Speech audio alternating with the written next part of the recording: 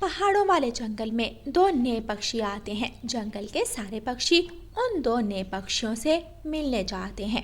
कौवो, हम आपका इस जंगल में स्वागत करते हैं। आपसे आप दोनों भी इस जंगल का हिस्सा हो, इसलिए आप दोनों को चिंता करने की कोई ज़रूरत नहीं है। हम सब इस जंगल में मिलजुल कर रहते हैं और एक दूसरे का ख्याल रखते हैं। धन्यवाद बुलबुल और चिड़िया बहन, हमारी तो किस्मत कितनी अच्छी है कि हमें इतने अच्छे पड़ोसी मिल गए। मैंने तो गोरी को पहले ही बता दिया था कि हमें यहाँ कोई भी समस्या होगी तो इस जंगल के पक्षी हमारी मदद जरूर करेंगे। और आज शाम का खाना मैं आप दोनों को दे जाऊंगी। आप दोनों सफर करके थक गए होंगे। फिर पक्षी अपने अपने घरों को चले जाते हैं। कालू जी, यहाँ के पक्षी सच में इतने अच्छे हैं कि बस नाटक कर रहे हैं। नहीं नहीं, मेरे मामा जी ने बताया है कि इस जंगल के पक्षी बहुत अच्छे हैं। हम इनकी इसी अच्छाई का फायदा उठाएंगे। देखना, ये हमें हर रोज खिलाएंगे और हम मुफ्त में बैठकर खाएंगे। थोड़ी देर बाद कौवों के दरवाजे पर दस्तक होती है। गौरी कभी दरवाजा खोलती है तो बाहर बुलबुल हाथ में चावलों की प्लेट लिए खड़ी थी। ये लो गौरी बहन, मैं उम्मीद करती हूँ आपको पसंद आएंगे। धन्यवाद बुलबुल बहन, खुशबू तो बहुत मजे की आ रही है। बुलबुल गौरी कवि को चावल देकर अपने घर वापस चली जाती है। कालू जी, क्या अब हम हर रोज ऐसे ही मुफ्त में खाया करेंगे? हाँ हाँ, तुम देखती जाओ मैं करता क्या हूँ। हम इन पक्षियों को पागल बनाएंगे और अपनी हर बात मनवाएंगे। अगले दिन कालू कौवा एक बड़े नीम के पेड़ पर बैठा था। जैसे ही वो रानू चिड़िया को उस तरफ आता देखता है, वो जोर जोर से रोना शुरू कर देता है। रानू चिड़िया कालू कौवे को रोता देखकर वहाँ आती है। कौवे भैया, क्या हुआ है, मुझे बताएं, आप यहाँ ऐसे बैठकर रो क्यों रहे हैं? क्या बताऊँ चिड़िया बहन, मेरे पास जो भी पैसे बचे थे उनसे आज मैं बाजार से सब्जियाँ लेकर आया था, लेकिन मुझे रास्ते में एक उल्लू मिल गया। जल्दी से निकाल जो कुछ भी तेरे पास है। उल्लू, मेरे पास कुछ भी नहीं है। जो पैसे थे उनसे ये सब्जियां ले आया हूँ। प्लीज मुझे घर जाने दो। ये सब्जियां मुझे दे दो, मैं तो इन्हीं से एक दिन चला लूंगा। अगर ये मैंने तुम्हें दे दी तो मैं क्या खाऊंगा? मेरे सामने जुबान चलाता है। चिड़िया बहन, फिर वो मुझे मारने की धमकी देता है और मैं अपनी सारी सब्जियां उसे दे आया हूँ। अब मैं खाली हाथ घर जाऊंगा तो गौरी को क्या मुंह दिखाऊंगा?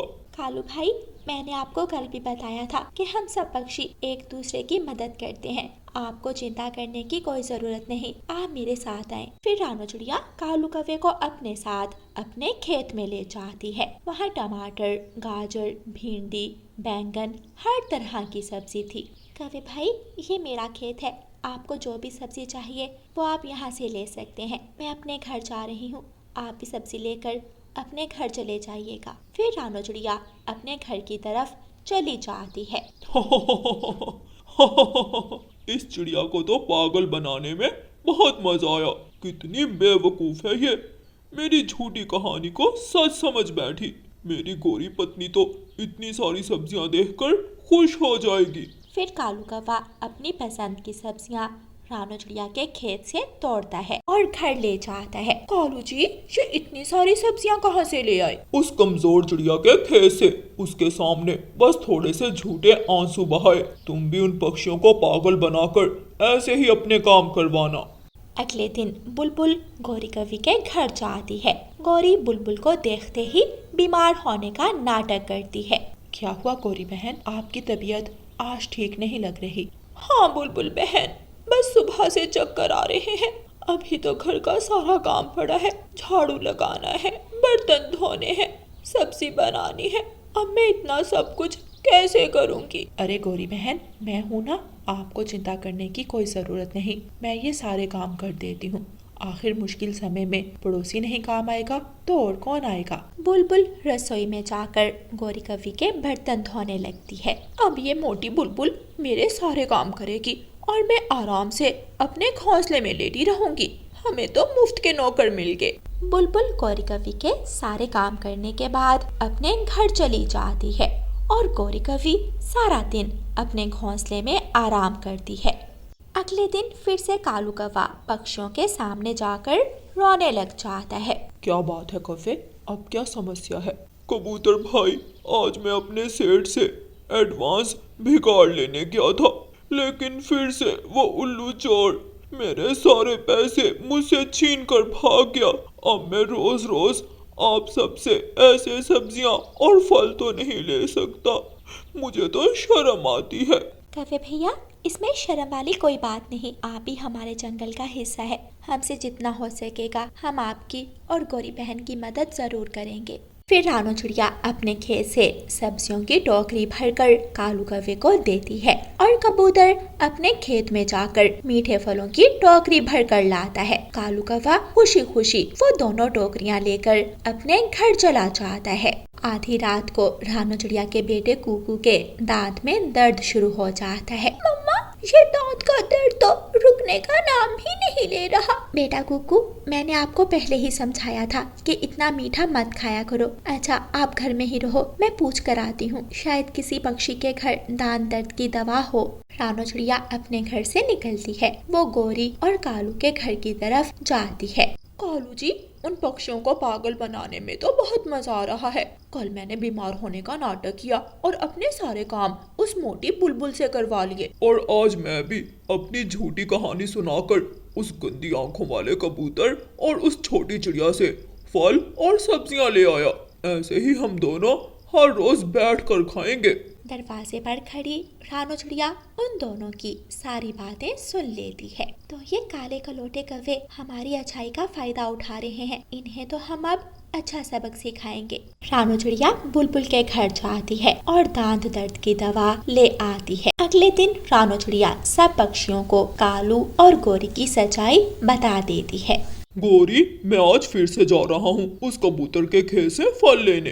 कालू कौवा कबूतर के खेत में जाता है। कबूतर यार, मुझे आज फिर कुछ फल दे दो। पहले पैसे लाओ। तुम्हें बताया तो था कि पैसे तो सारे उस उल्लू ने छीन लिए। अगर पैसे नहीं तो मेरे पास आने की जरूरत नहीं। मैंने अपना फलों का खेत इसलिए नहीं लगाया कि तुम्हें मुफ्त में फल खिलाऊं। जाओ, भाग जाओ यहाँ से।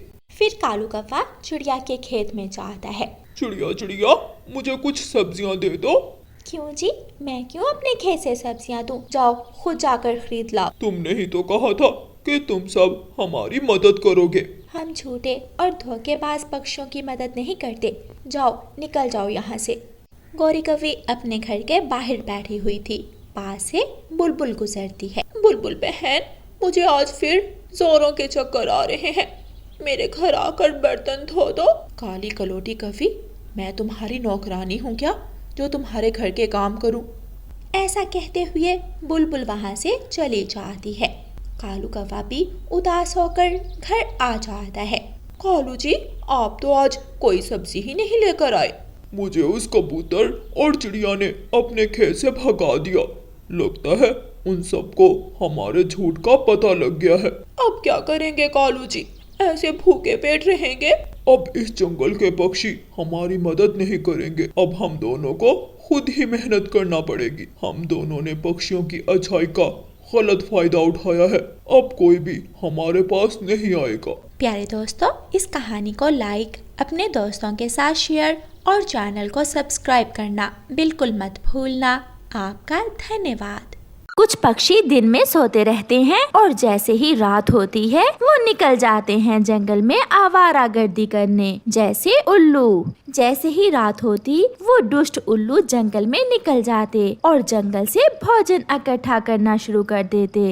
इस पेड़ से सारे फल तोड़ लेते हैं और अपनी गुफा में जमा कर लेते हैं। और मैं चावल के दाने भी गुफा में छोड़ आया हूँ। शाबाश छोटे, अगर ऐसे ही हम रात को भोजन जमा करते रहे तो वो दिन दूर नहीं जब दूसरे सारे पक्षी भूख के कारण ये जंगल छोड़कर चले जाएंगे और फिर हम अकेले ही इस जंगल में राज करेंगे। राज। हो। फिर वो दोनों उल्लू उस पेड़ से फल तोड़ना शुरू करते हैं।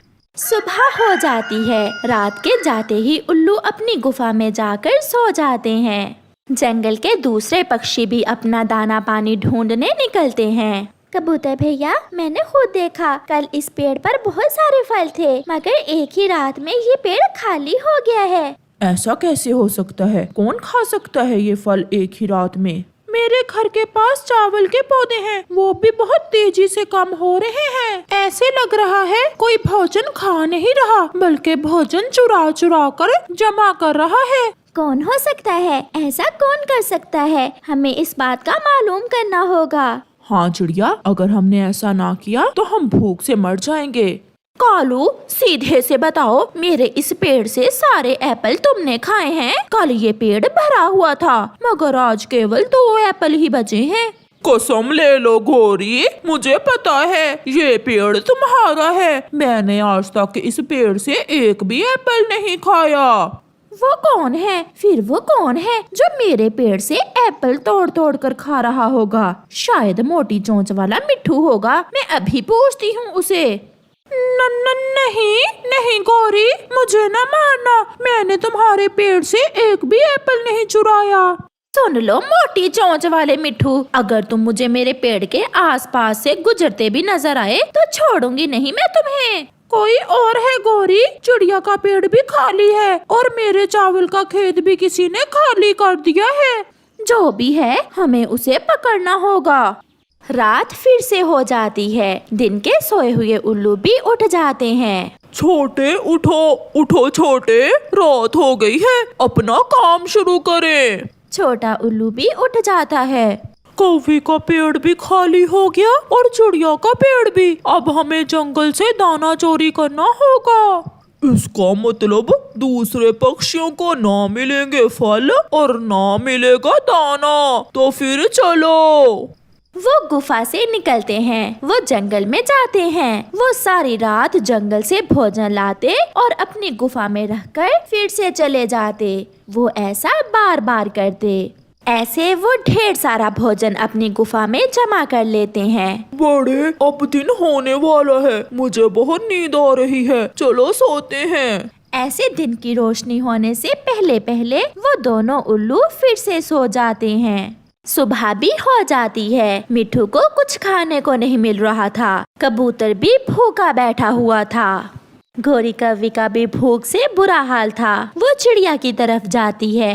चिड़िया चिड़िया, अब तो सभी पक्षी भूखे हैं, जंगल में भोजन की बहुत कमी हो गई है। गोरी, आप मेरे साथ चले, हम पुरानी गुफा की तरफ जाते हैं, हो सकता है हमें वहाँ से कुछ भोजन मिल जाए। फिर गोरी कौवी और चिड़िया पुरानी गुफा की तरफ उड़ती हैं। वहाँ जाकर तो उनकी आंखें खुली की खुली रह जाती हैं। हाय, मैं मर गई। चिड़िया, हम भूख से मर रहे हैं और इन उल्लुओं ने यहाँ भोजन जमा कर कर के ढेर लगा रखे हैं। आहिस्ता बोलो गोरी, ये उल्लू उठ जाएंगे। चिड़िया, ये उल्लू ही जंगल से भोजन चोरी कर रहे हैं। गोरी, तुम चिंता ना करो, ये रात को चोरी करते हैं और हम दिन को इनका चोरी किया हुआ भोजन चुरा लेंगे। मैं तो पहले ये फल खाऊंगी। ऐसे चिड़िया और गोरी कौवी जी भर के वहाँ से फल खाते हैं और अपने दोस्तों के लिए कुछ फल लेकर वहाँ से चली जाती हैं। छोटे, तुमने अच्छा नहीं किया, यहाँ जो फल थे वो तुमने सारे ही खा लिए। मुझे उल्लू ना बनाओ बड़े, मैं तो पहले ही उल्लू हूँ। ये फल तुमने खाए हैं, तुमने खाए हैं, तुमने खाए हैं। फिर उनमें लड़ाई शुरू होती है और वो दोनों एक दूसरे को खूब मारते हैं। बड़े, मैं सच कह रहा हूँ, मैंने वो फल नहीं खाए। तो फिर कौन हो सकता है जो हमें ही चूना लगा गया? रात थी, इसलिए वो दोनों उल्लू फिर से जंगल से भोजन चोरी करने निकलते हैं। वो इधर उधर उड़ते हैं, मगर उन्हें कहीं भी कोई चीज नजर नहीं आती। छोटे, लगता है अब जंगल खाली हो गया है। अब भूख से मरते पक्षी यहाँ से चले जाएंगे और फिर इस जंगल में हम राज करेंगे। ऐसे वो दुष्ट उल्लू दिन के समय फिर से जाकर अपनी गुफा में सो जाते हैं। मगर आज दूसरे पक्षियों ने भी सलाह बना रखी थी। वो सब इकट्ठे होकर गुफा की तरफ जाते हैं। उल्लू सोए हुए थे। वो आहिस्ता आहिस्ता वहाँ से भोजन उठाना शुरू करते हैं और ला ला कर गोरी कौवी के घर जमा करना शुरू करते हैं। थोड़ी ही देर में पक्षी उल्लू का चुराया हुआ सारा भोजन उठाकर ले जाते हैं। गोरी बहन, अब चले, अगर उल्लू उठ गए तो उन्हें पता चल जाएगा। सब पक्षी वहाँ से चले जाते हैं। रात हो जाती है। वो उल्लू जैसे ही उठते हैं तो अपनी गुफा में भोजन ना देखकर हैरान हो जाते हैं। छोटे, सच बता दो, अगर सारा भोजन तुमने खाया है तो मैं तुम्हें छोड़ दूंगा। वाह जी वाह, जब मैं सो जाता हूँ तो भोजन खुद खाकर नाम लगा देते हो मेरा। चोर कहीं के, तुम ऐसा करते हो।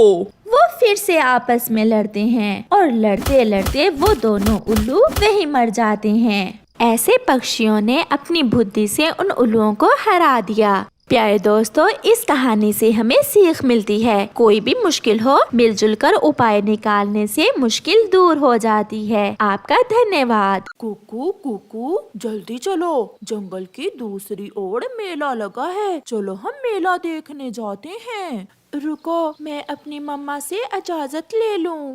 कुकू अपने घर के अंदर जाता है। कुकू की मम्मा मिर्ची साफ कर रही थी। मम्मा, जग्गू मेला देखने जा रहा है, मैं भी चला जाऊं? मगर याद रखना, शाम होते ही घर को लौट कर आ जाना। जाओ, चले जाओ मेरे बच्चे।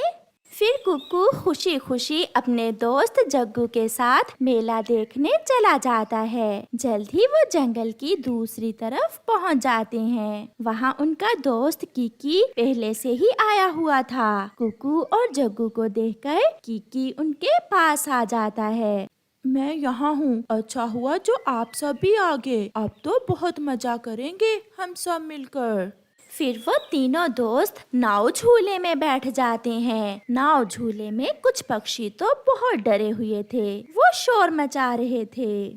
झूला रोको, झूला रोको, डर लग रहा है, झूला रोको। फिर वो सब एक छोटी सी खिलौनों की दुकान पर जाते हैं। वहाँ से कुकू अपने लिए एक छोटी बैटरी से चलने वाली लाइट लेता है। कुकू, ये फजूल खिलौना है, ये खिलौना हमारे किसी काम का नहीं है। वो देखो बड़ा झूला, चलो सब बड़े झूले में बैठते हैं। वो सब वहाँ जाते हैं। चाचा छमछम अपने बड़े झूले के पास बैठा हुआ था। अंकल अंकल, हमें भी बड़े झूले में बैठना है, एक भुट्टा मकई का लगेगा, बैठ जाओ। मगर उनके पास ना तो अब पैसे बचे थे और ना ही कोई और चीज थी जिसे देखकर वो सब झूले में बैठ सकते। मेरे पापा कहते हैं मकई के भुट्टे किसान के खेत से मिलते हैं, चलो हम सब मकई के भुट्टे लेने जाते हैं। वो सब बच्चे थे, अभी छोटे थे, इसलिए कुछ सोचे बिना वो सब किसान के खेत की तरफ चले जाते हैं। वो उड़ते उड़ते दूर निकल जाते हैं। हम बहुत दूर निकल आए हैं, चलो हम वापस जाते हैं, ये रास्ता मैंने पहले कभी ही नहीं देखा। थोड़ा और आगे किसान का खेत होगा। वो नहीं रुकते, इसलिए कुकू को भी अपने दोस्तों के साथ ही जाना पड़ता है। फिर वो सब किसान के खेत में पहुंच जाते हैं। किसान अपने खेत में बैठा हुआ था। रुको रुको, अभी किसान खेत में है, जैसे ही किसान जाएगा हम मकई के भुट्टे ले लेंगे, तब तक तो झूले वाले अंकल भी घर चले जाएंगे। नहीं, अभी शाम होने में काफी समय है। वो सब इंतजार करते हैं। सूरज ढलने लगता है और शाम हो जाती है। फिर शाम को किसान अपनी बैलगाड़ी जोतकर अपने घर चला जाता है। चला गया, किसान चला गया। वो सब किसान के खेत से एक एक मकई का भुट्टा लेते हैं और वहाँ से चले जाते हैं। अभी वो थोड़ा ही उड़े थे कि अंधेरा भरने लगता है। अंधेरे में कुकू अपनी लाइट जला लेता है। देखा, मेरी लाइट हमारे काम आ गई। तुम कह रहे थे कि ये एक फजूल खिलौना है। यार कुकू, सच में ये तो बहुत काम की चीज है। उड़ते उड़ते वो किसी और ही दिशा में चले जाते हैं। वो सब रास्ता भूल जाते हैं। वो पुराना और सूखा हुआ जंगल था। वो सब एक पेड़ पर बैठ जाते हैं। मैंने आपसे कहा था कि वापस चलें, मगर आपने मेरी एक न मानी। हमें क्या खबर थी कि हम रास्ता भूल जाएंगे। यहाँ से आगे जाना खतरनाक है, हम यहीं बैठ जाते हैं और रात यहीं बैठकर गुजारते हैं।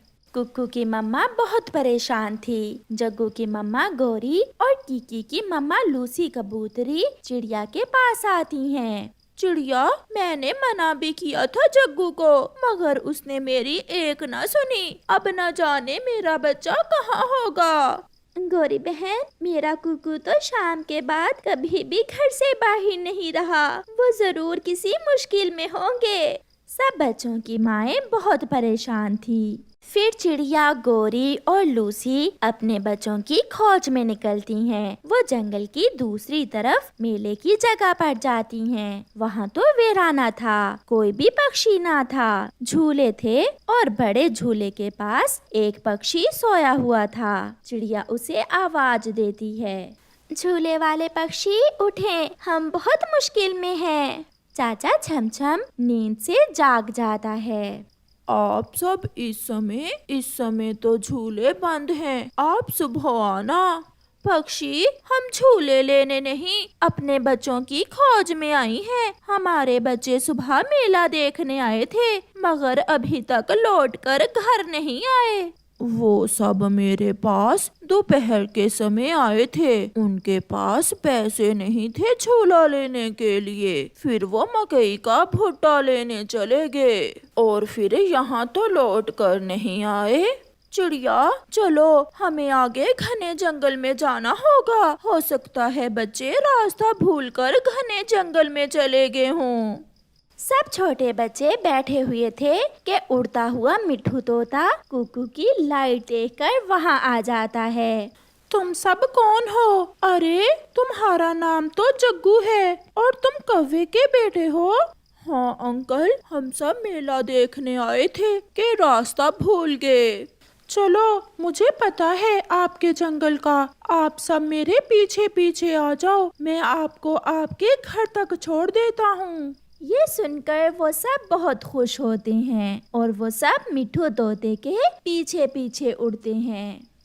कुकू अपनी टार्च से रोशनी कर रहा था। चिड़िया, वो देखो, वो सामने रोशनी नजर आ रही है। शायद कोई उस दिशा में जा रहा है। वो सब रोशनी की तरफ उड़ती हैं। मम्मा, मम्मा, हम यहाँ हैं। अपनी मम्मा को दूर से देखकर कुकू अपने दोस्तों और मिट्ठू अंकल को रुकने का कहता है। फिर गौरी, चिड़िया और लूसी भी वहाँ आ जाती हैं। बच्चों, हमने आपको बहुत ढूंढा, आप यहाँ कैसे पहुँच गए?